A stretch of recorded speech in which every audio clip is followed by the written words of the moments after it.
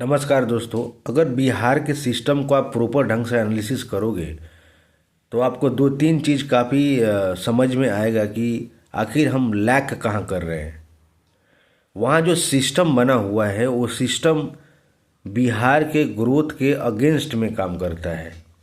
वहाँ के जो पुलिस सिस्टम है, पुलिस सिस्टम इस तरह से बन चुका है कि बिहार का ग्रोथ होना देना नहीं चाहता है। जो भी आता है उस सिस्टम को पकड़ता है, उस सिस्टम से निचोड़ना चालू करता है। जितना हो सके उतना निचोड़ लिया जाता है और निचोड़ के पैसा जाता है सबसे ऊपर वाले बॉस के पास। सारे लोग मिल बांट के उस पैसे को खाते हैं। मिनिमम एक लीडर्स के पास अगर बिहार में देखा जाए तो 500 करोड़ के ऊपर पैसा होगा। वो पैसा कहाँ से आ रही है? पब्लिक का पैसा से सारा लिया जा रहा है। पब्लिक आउट ऑफ बिहार जाती है, मजदूरी करती है, वहाँ से पैसा लेके आती है।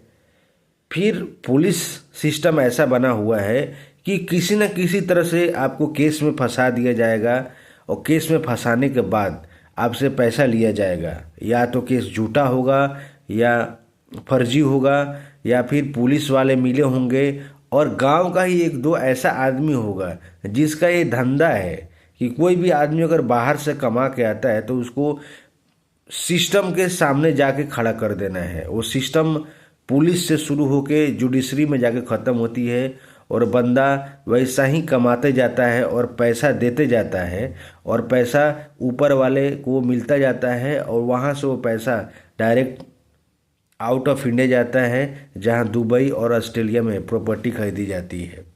सेम कंडीशन आपको हेल्थ केयर सिस्टम के लिए है। बिहार हेल्थ केयर पे अपने बजट का 15 से 16 18% खर्च करती है। 2.8 लाख करोड़ का बजट है, उसमें से 18% हेल्थ केयर पे खर्च करती है। वो पैसा कहाँ जाता है भगवान ही जानता है। 52% पैसा एजुकेशन पे खर्च करती है, वो पैसा कहाँ जाता है भगवान ही मालूम है। तो ये पूरा सिस्टम इस तरह से डिजाइन किया गया है कि जो भी आदमी रूल करेगा वो पैसा निचोड़ लेगा। वो आपके हाथ दिखेगा दिखेगा कि आपके हाथ में जा रहा है बजट में, लेकिन एक्चुअली ग्राउंड पे कुछ हो ही नहीं रहा है। और ऊपर जो स्टेट के ऊपर कर्ज लिया जा रहा है वो कर्ज टैक्स के रूप में आपको चुकाना है, आपके बाल बच्चों को चुकाना है, उसके बाल बच्चे को चुकाना है।